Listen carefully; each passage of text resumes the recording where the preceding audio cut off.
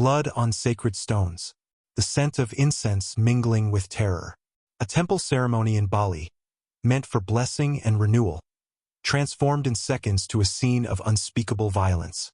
The full moon hung over Ubud that night, illuminating ancient stone carvings as Arjuna and Lila knelt before the altar, hands clasped in devotion. Neither noticed the shadow moving through the courtyard, or the glint of metal catching moonlight. Neither saw the rage in eyes that once held love. One swift motion, one piercing scream, one life extinguished beneath the watchful gaze of stone deities. Have you ever wondered how love can transform into something so deadly? How the same emotion that builds families and creates life can mutate into a force that destroys everything it touches? In the lush paradise of Bali, where tourists flock to find peace and spiritual awakening, 3 lives became entangled in a web of passion, betrayal, and vengeance. A 19-year professional relationship that blossomed into romance. A marriage dissolved by incompatibility and time. And a woman whose rejection festered into obsession. An obsession that would ultimately end in murder. This isn't just another crime story. This is a warning about the dangerous power of jealousy. How it corrupts the mind, warps reality, and erases moral boundaries. It's about what happens when cultural expectations collide with personal desires, and when the pain of losing someone becomes too overwhelming to bear. Today, we'll walk through the final moments of a man caught between 2 women, one who represented his future, and another who couldn't let go of the past. If you're fascinated by stories where love and betrayal collide with deadly consequences, hit that subscribe button and notification bell right now.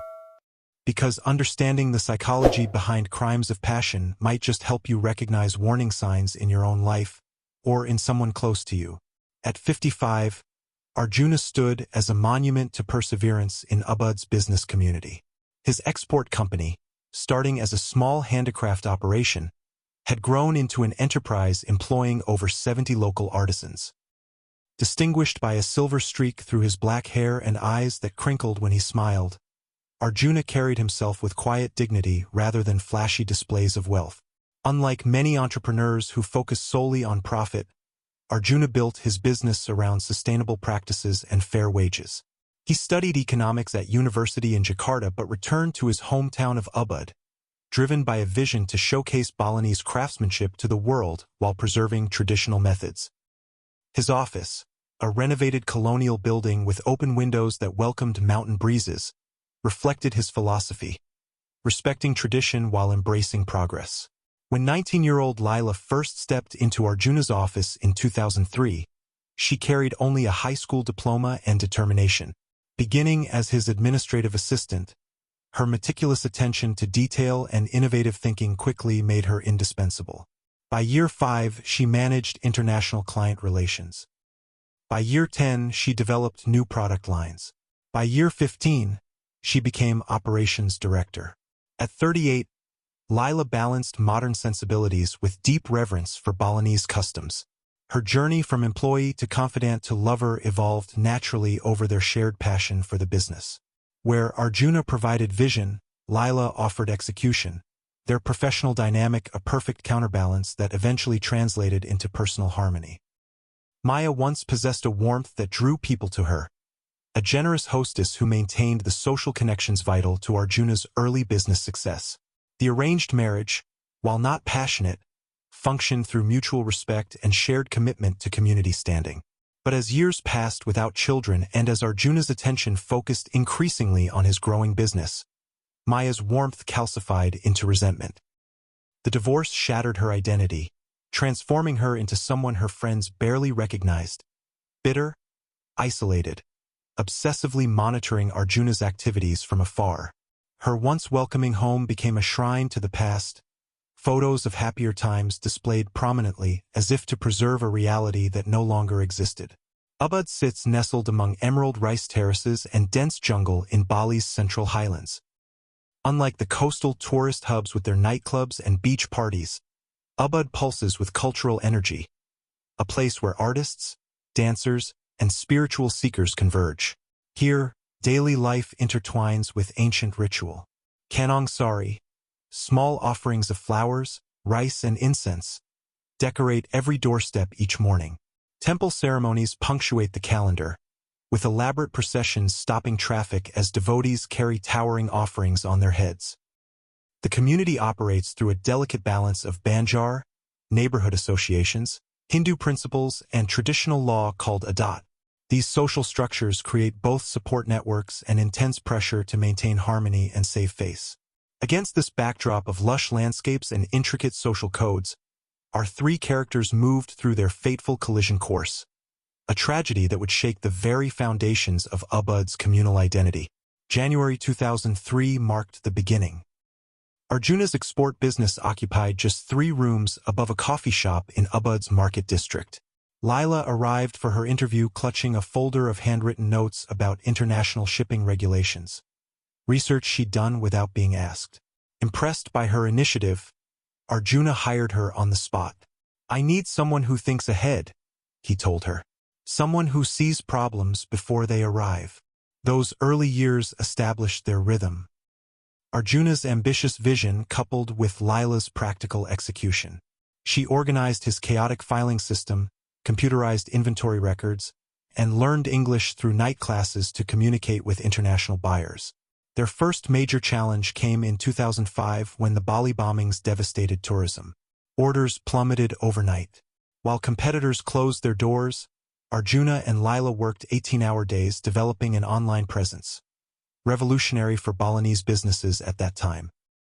"We'll bring Bali to them if they cannot come to us," Lila suggested, photographing inventory late into the night while Arjuna contacted every connection he had overseas. Their persistence paid off. By 2008, online sales surpassed their pre-bombing revenue, and Lila received her first promotion to marketing manager. Throughout their first decade working together, Arjuna maintained strict professional boundaries. He was married to Maya, and Balinese culture emphasized loyalty and family honor. Lila understood this implicitly, keeping conversations focused on business even as their mutual admiration grew. They developed an unspoken language, communicating complex ideas with just a glance across the conference table.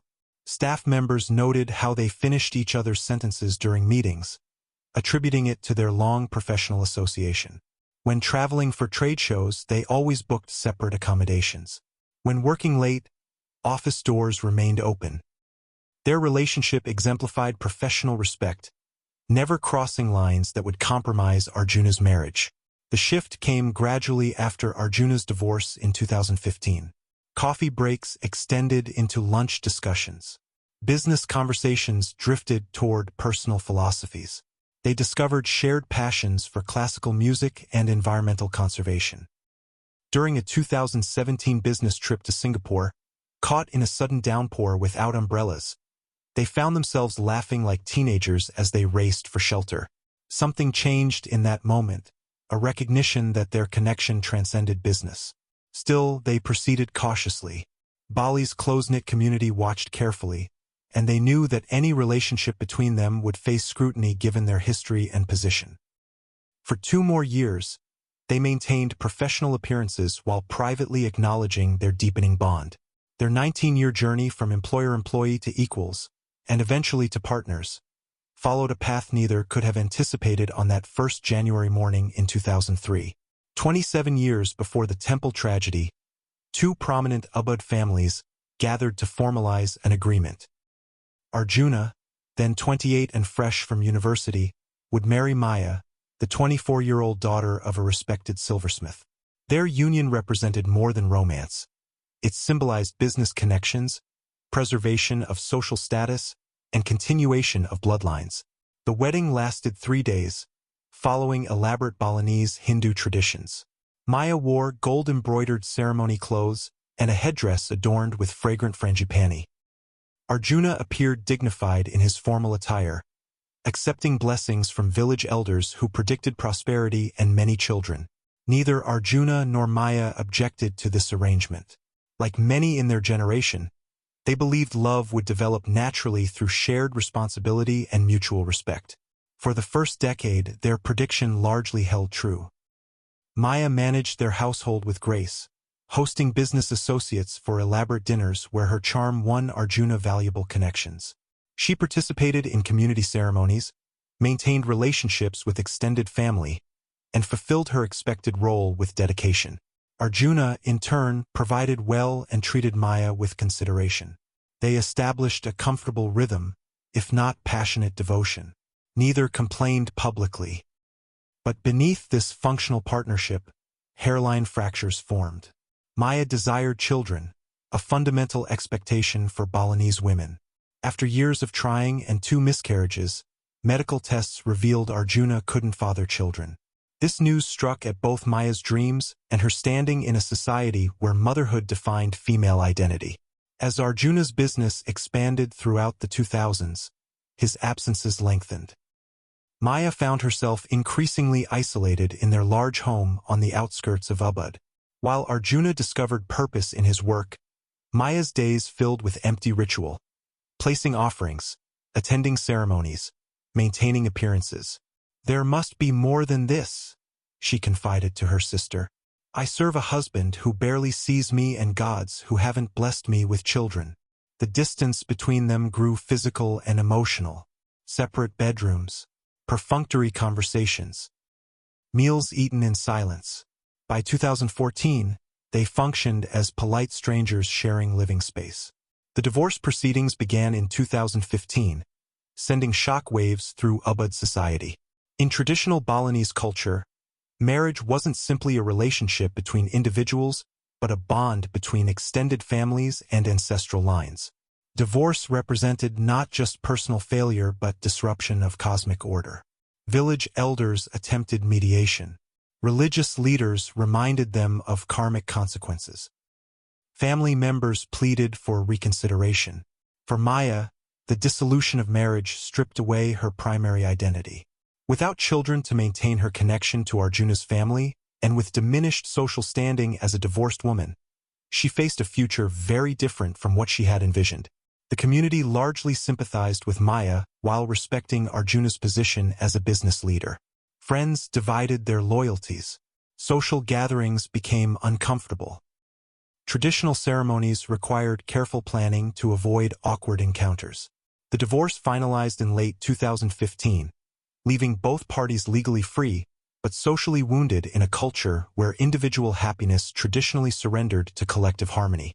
For months after his divorce, Arjuna and Lila maintained strictly professional interactions at work. Their colleagues noticed nothing unusual, just the same efficient partnership that had driven the company's success for years. But small changes emerged like early spring buds after winter. Coffee breaks stretched longer. Conversations expanded beyond export strategies and profit margins into philosophy, dreams, and personal revelations. Lila spoke of her childhood in a village 2 hours from Ubud. Arjuna shared stories of his university days in Jakarta. "I've told you things I've never shared with anyone," he admitted one evening as they closed the office. The realization surprised them both. Their connection deepened through shared values that transcended business. Both believed in balancing modern opportunities with cultural preservation. Both valued environmental sustainability. Both found peace in early morning walks through rice fields before the day's heat arrived. During a business trip to Japan in 2018, exploring a Kyoto garden, Arjuna reached for Lila's hand. The gesture, simple yet profound, acknowledged what neither had verbalized. Their hearts had aligned alongside their minds. "I never expected this," Lila whispered. "Neither did I," Arjuna replied. "But perhaps the unexpected gifts are the most precious." By early 2022, they could no longer deny their connection, though they understood the complications. Ubud's social circles would question a relationship between a business owner and his long-term employee, especially given the 19-year age difference. "People will talk," Lila acknowledged during the conversation where they decided to make their relationship public. "People always talk," Arjuna answered. "But at 55, I've realized time is too precious to waste on others' opinions." They announced their engagement in April 2022, facing the predicted mix of congratulations and whispered criticism. Close friends supported them. Business associates adjusted awkwardly. Some elders expressed disappointment at what they perceived as impropriety. If you're enjoying this story of forbidden love, give this video a thumbs up and let me know in the comments if you've ever faced judgment for following your heart. But what they didn't know was that someone was watching their every move, documenting their happiness with growing rage and planning to ensure their joy would be short-lived. The day Maya signed the divorce papers, something essential cracked within her. She returned to her sister's home where she'd been staying and methodically removed her wedding rings, placing them in a carved wooden box alongside dried flowers from her wedding ceremony. "This is temporary," she told herself. "He will realize his mistake." But as weeks became months, the reality settled like heavy stone. The divorce wasn't a pause, it was an ending. Her identity as Arjuna's wife, carefully constructed over 20 years, had vanished. In its place grew something hollow and aching. In Balinese society, a divorced woman occupied an uncomfortable position, neither maiden nor widow. Traditional ceremonies required adjustments. Family gatherings turned awkward. Religious duties shifted. Each change reinforced her new status as incomplete, disconnected from the social fabric that had previously embraced her. "They look at me with pity," she confided to her journal, "as if I am damaged. Perhaps I am." Former friends grew distant, uncertain how to include her in couple-centered social events. Invitations dwindled. Her world contracted to her sister's spare bedroom and occasional temple visits, where she prayed for restoration of what she'd lost. 6 months after the divorce, Maya established a routine. Each morning, she walked past Arjuna's office building, timing her stroll to glimpse him arriving for work. She monitored his social media accounts under a false name. She frequented restaurants where business associates mentioned he dined. "I'm gathering information," she justified to herself, understanding why he left. When news of Arjuna's relationship with Lila reached her, Maya's focus shifted. She began photographing them with her phone from distances, documenting their coffee meetings, their walks through the market, their easy laughter that pierced her like physical pain. In her desperation, Maya turned to alternative means of reclaiming what she'd lost. First came a fortune teller in Denpasar who promised reconciliation through ritual offerings. When this failed, she sought increasingly obscure practitioners of Balinese mysticism. Deep in villages beyond tourist paths, she found those who practiced darker aspects of leek, magic focused on channeling destructive energies. These practitioners warned of karmic consequences, but Maya dismissed their concerns.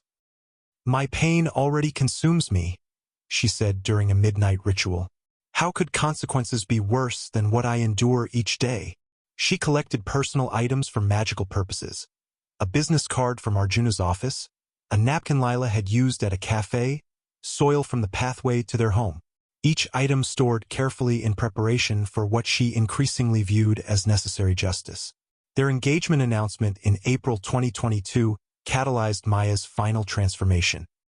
Seeing their formal photograph in the local business newsletter, Arjuna's hand resting protectively on Lila's shoulder, collapsed any remaining rational thought. "They build happiness on the ruins of mine," she whispered to her reflection. "This cannot stand." That night, she removed her late father's ceremonial carry's dagger from its protective cloth. The wavy blade caught moonlight as she tested its edge against her thumb, drawing a perfect red line. "Some debts," she decided, "can only be paid in blood." Dawn broke over Ubud with unusual clarity on Arjuna and Lila's wedding day. Golden light filtered through banyan trees as temple musicians assembled in the courtyard, their gamelan instruments gleaming. Women arrived carrying towering offerings of fruit, flowers, and intricately folded palm leaves, symbols of gratitude to deities who would bless this union. Lila emerged from pre-ceremony preparations wearing a golden kabaya embroidered with symbols of fertility and prosperity. Her hair, adorned with fresh jasmine and orchids, released sweet fragrance with each step. Arjuna waited at the temple entrance in traditional formal attire, his expression a mixture of pride and quiet joy as he watched his bride approach. The ceremony unfolded in ancient Balinese Sanskrit, prayers rising with incense smoke toward the heavens. The priest bound their hands with white cloth, poured blessed water over their joined palms, and instructed them to touch each other's foreheads, connecting their thoughts and spirits for this life and beyond. Among the 200 guests crowding the temple grounds stood Maya, partially concealed behind a stone pillar carved with protective deities. She had not been invited but entered with distant relatives, her dark clothing contrasting with the vibrant celebration surrounding her. Her eyes never left the couple as they completed each ritual element. No one noticed how she flinched when they exchanged vows, or how her fingers repeatedly traced the outline of something hidden within her purse. Throughout the ceremony, small disruptions occurred that superstitious elders might have interpreted as warnings. A ceremonial lamp flickered out despite the absence of wind. A mirror used in the ritual cracked without being touched. A black crow landed on the temple roof during the final blessing, its harsh call cutting through melodic prayers. Yet joy overshadowed these moments. Guests remarked on the couple's radiance as they processed through the temple grounds, stopping to receive blessings from family elders and community leaders. At the reception, Arjuna and Lila shared their vision for the future, expanding the business internationally while establishing a foundation to preserve traditional Balinese crafts.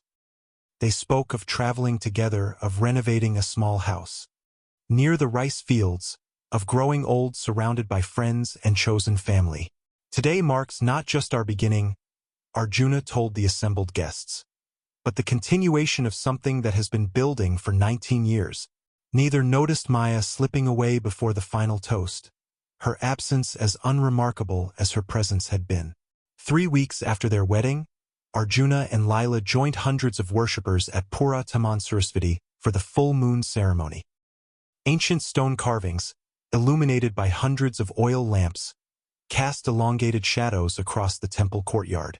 Lotus blossoms floated in sacred pools, their pink petals glowing against dark water. The air hung heavy with incense and frangipani as devotees in white ceremonial clothing moved through prescribed rituals. Priests chanted mantras that had remained unchanged for centuries, their voices rising and falling like gentle waves. Offerings of rice, flowers, and fruit accumulated at the feet of deity statues. Arjuna and Lila knelt side by side on woven mats near the main altar, heads bowed in prayer. Their fingers intertwined as they participated in this first major ceremony as husband and wife, a blessing they believed would ensure prosperity and harmony in their marriage. No one noticed Maya entering through the eastern gate. She had waited for this moment, knowing the full moon ceremony would gather the community in one place.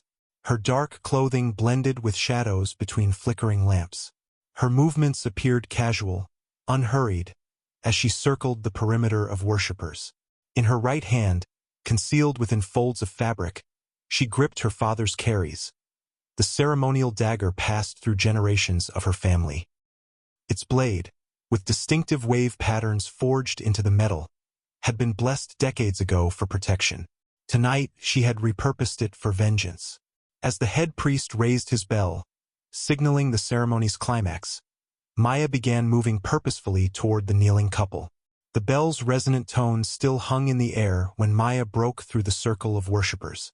Her voice, sharp and discordant against the ceremony's reverent atmosphere, shattered the sacred moment. "You destroyed everything," she screamed, lunging toward Lila with the caries raised high. Arjuna reacted instantly. He pushed Lila sideways and rose to block Maya's path, his hands outstretched in both defense and supplication. "Maya, stop," he began. The dagger's trajectory, initially aimed at Lila, redirected as Arjuna moved between them. The blade plunged into his chest with such force that Maya momentarily lost her grip on the handle. Arjuna's expression transformed from shock to confusion. He looked down at the ornate handle protruding from his chest, then back at Maya's face. His lips formed words that never vocalized. His knees buckled as blood spread across his white ceremonial shirt in a rapidly expanding crimson bloom. Lila's scream pierced the night as Arjuna collapsed beside her. She caught him as he fell, cradling his head while frantically pressing her ceremonial scarf against the wound. Blood seeped through the delicate fabric, staining her hands and clothing. "Help him!" she pleaded to stunned onlookers. "Someone help him!" Temple security guards rushed forward, surrounding Maya, who stood motionless, the reality of her actions seemingly just registering on her face. She made no attempt to flee as they restrained her, her eyes fixed on Arjuna's crumpled form. Worshippers scattered in panic. Priests hurried to call emergency services. Children cried, confused by the sudden violence in this sacred space. The ceremony, meant to bring blessings, transformed into a scene of horror that would scar the community's collective memory. As medical help arrived, Arjuna's breathing grew shallow. He used his fading strength to squeeze Lila's hand, his eyes communicating what his voice could not. Despite frantic efforts by paramedics, he was pronounced dead at the scene, his life ending on temple stones still warm from ceremonial lamps. Maya watched from police custody, her expression vacant as reality collapsed around her. The vengeance she had cultivated had come to fruition, yet brought no relief, only emptiness and the dawning horror of consequences. Comment below if you've ever witnessed jealousy destroy someone's life, or if you've seen warning signs of obsession that others missed. Police led Maya from the temple in handcuffs, her vacant expression contrasting sharply with the chaos surrounding her. At the Ubud police station, officers documented the blood on her hands and clothing as she sat motionless, responding to questions with single words or silence.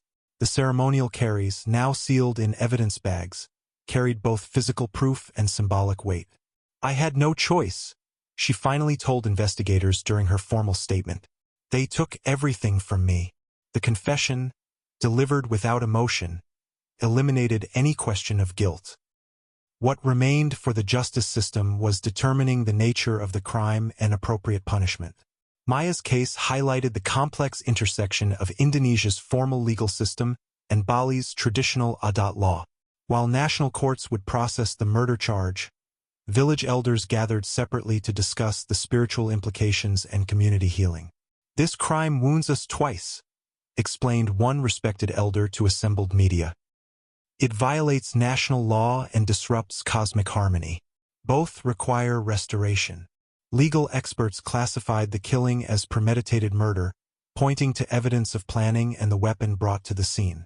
Maya's defense team argued for reduced charges based on extreme emotional distress and cultural factors related to divorce shame. The case dominated local news and spread to national outlets. International publications ran headlines emphasizing the exotic location and cultural elements. "Paradise murder. Ex-wife kills businessman during moon ritual." Ubud residents expressed collective trauma. The temple remained closed for purification ceremonies. Community gatherings focused on processing grief and restoring spiritual balance. Some villagers placed daily offerings at the spot where Arjuna died. Public opinion divided along generational lines. Older residents acknowledged Maya's pain while condemning her actions. Younger Balinese used social media to debate outdated marriage expectations and mental health support. After a 3-month trial that exposed intimate details of all 3 lives, the judge delivered his decision. Maya received a life sentence with possibility of parole after 20 years, a ruling that acknowledged premeditation while considering cultural context and her previously unblemished record. As guards led her from the courtroom, Maya finally showed emotion, not regret for her actions, but sorrow for her lost dignity as cameras captured her final public moments before disappearing into Indonesia's prison system. While Maya faced justice, Lila retreated from public view. She temporarily closed Arjuna's office, delegating operations to trusted managers. Friends reported she rarely left the home she had briefly shared with Arjuna, spending days sorting through his belongings and nights unable to sleep. "The hardest part," she confided to her sister, "is that our story had barely begun its first chapter." Her grief manifested physically: weight loss, hair thinning, constant exhaustion. Traditional healers visited regularly, performing cleansing rituals to release trapped spirits and ease her suffering. For 6 months, Lila existed in this liminal space between the life she had planned and the reality she now faced. 1 year after Arjuna's death, Lila emerged from seclusion transformed. The hollowness in her eyes had solidified into resolve. She reopened Arjuna's export business with a new mission statement: prominently displayed in the lobby, creating beauty while preventing destruction. What began as personal healing evolved into public purpose. Using profits from the business, Lila established the Arjuna Foundation, Bali's first organization dedicated exclusively to preventing relationship violence and supporting survivors. Pain either destroys you or rebuilds you stronger, she explained during the foundation's opening ceremony. I choose to rebuild, not just myself, but pathways for others trapped in dangerous obsession and cultural expectations. The foundation operated on 3 levels: prevention through education, intervention during crisis, and healing after trauma. Local schools invited foundation representatives to discuss healthy relationship boundaries. A 24-hour helpline connected callers with trained counselors. Support groups provided safe spaces for sharing experiences. Most revolutionary was the emergency housing program. Small cottages where those facing relationship danger could find immediate safety. This addressed a critical gap in Balinese society, where family honor often prevented victims from seeking help. Arjuna protected me with his final act, Lila told volunteers. Now we extend that protection to others. The foundation's work sparked uncomfortable but necessary conversations throughout Bali. Village councils incorporated relationship violence awareness into community meetings. Religious leaders addressed possessiveness and jealousy in spiritual teachings. Younger generations questioned traditions that prioritized appearance over well-being. Local police partnered with the foundation to improve response protocols. Courts consulted foundation experts when handling domestic cases. What began as one woman's response to tragedy gradually reshaped institutional approaches to relationship conflict. While Lila channeled grief into creation, Maya faced her choices within prison walls. Initially refusing visitors and rehabilitation programs, she gradually engaged with prison counseling services. Through guided reflection, she began examining the beliefs that led to her violent act. In a letter to her sister, the only communication she permitted with the outside world, Maya wrote, "I destroyed 3 lives that night, Arjuna's, Lila's, and my own. I thought losing him was unbearable, but living with what I've done is the true punishment." The foundation's work never mentioned Maya by name, but its mission stood as both counterpoint and response to her actions, transforming one night of destruction into years of protection for countless others. What happened in that Balinese temple reveals how unchecked jealousy can consume rational thought, transforming ordinary people into those capable of unimaginable violence. Maya's journey from respected wife to murderer didn't occur overnight. It progressed through stages that others might have recognized had they known what to look for. When relationships end, the pain feels insurmountable. Yet finding healthy closure determines whether we heal or harbor dangerous resentment. Maya chose to nurture her wound rather than treat it, allowing bitterness to replace what once was love. The warning signals were visible long before violence erupted. Maya's increasing isolation and fixation on the past, her monitoring of Arjuna's activities and movements, the collecting of personal items belonging to Arjuna, and Lila seeking supernatural means to reclaim her relationship, expressing beliefs that she had no choice or no other option. These behaviors form a recognizable pattern that demands intervention, not dismissal. Maya's actions cannot be separated from cultural expectations that defined her worth through marriage. When societies measure women's value by their relationship status, the end of a marriage becomes not just personal loss but complete identity collapse. This doesn't excuse violence but highlights how cultural pressures can intensify emotional devastation, creating perfect conditions for tragedy when combined with mental health challenges and inadequate support systems. Each day we choose how to respond to pain, whether to transform it into purpose, as Lila did, or allow it to corrupt our character, as happened with Maya. The power of this choice determines not just our future, but potentially the safety of those around us. If this story moved you, please subscribe to True Crime Village for more powerful stories with important life lessons. And share this video with someone who needs to hear it. You never know whose life might depend on these warnings.